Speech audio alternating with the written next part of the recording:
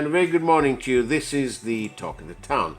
Our guest this morning is Nadishani Perera, who happens to be the Executive Director of Transparency International Sri Lanka. Very good morning to you, Nadishani. Good morning. Apparently, transparency isn't doing too well here in Sri Lanka. Corruption's sort of stagnant. What's the real story? What's your latest report say? Well, Transparency International, the secretariat in Germany, which network we are part It's of. like the head. The secretariat, and Yes. it's like a movement with Right. local chapters such as TISL. Right. What they've been doing this index called the Corruption Perceptions Index and CPI, and they issued the 2022 one just today.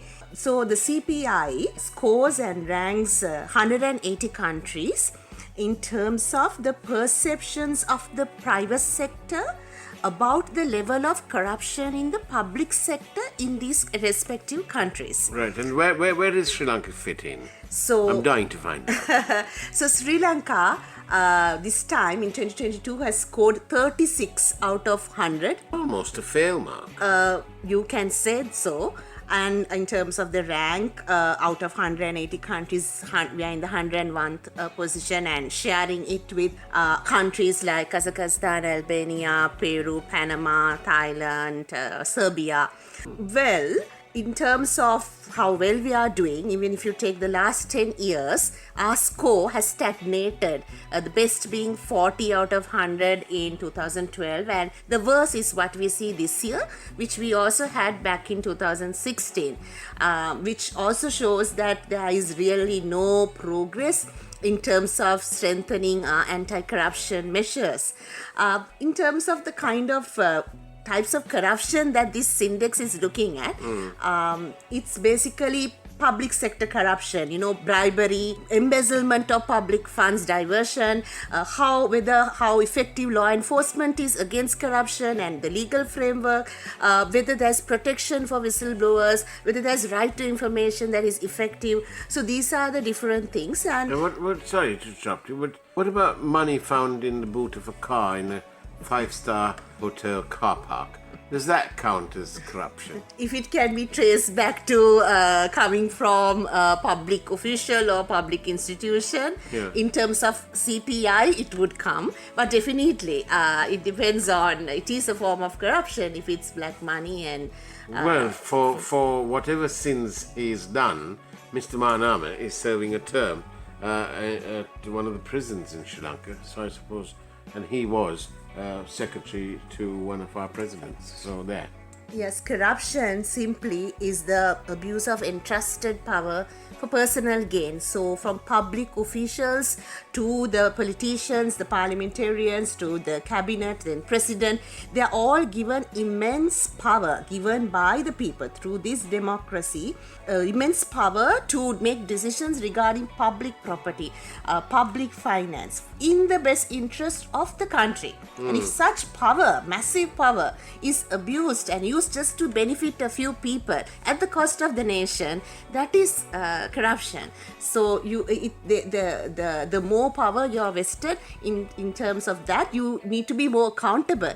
And that's why we also need to inbuild systems that ensure transparency. Right. And so basically it's like a social contract, isn't it? The politicians have, or public officials have, with the people, because it's the people who give them that position in trust. Exactly, and I think it's very important for citizens to understand that citizens are the right holders. We have the rights and we have the sovereign right here, and the public officials are the duty bearers. Whatever they do, say, okay, a road has been built or a particular service that we get through institution, it's not a favor that they are doing. They are using public funds for the benefit of the people. And we are sustaining them through public funds, through the tax and other income. So I think people need to get out of this notion that we are below and they have this authority, but no. And in fact, they need to come to the understanding that they are here to serve and to not for self-enrichment. Well, How long will it take Sri Lanka to get a better score? What well- would you think the biggest thing, if that's difficult, what's the biggest thing that Sri Lanka needs to do? Is it to bring in sort of some form of political donations act? Not really. There are some critical reforms we need to do, starting from the constitution, for example, to strengthen the parliamentary oversight on how our public finance would be handled, to depoliticize the public sector, to strengthen law enforcement and ensure their independence, and to ensure accountability, transparency in public procurement. These are some examples,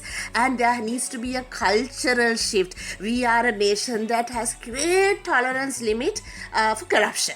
We're so used to it, it's so normalized, and until we come to that zero tolerance level, starting with even the institutions we work for, from private sector, do we tolerate when it comes to getting our job done? Do we actually give in?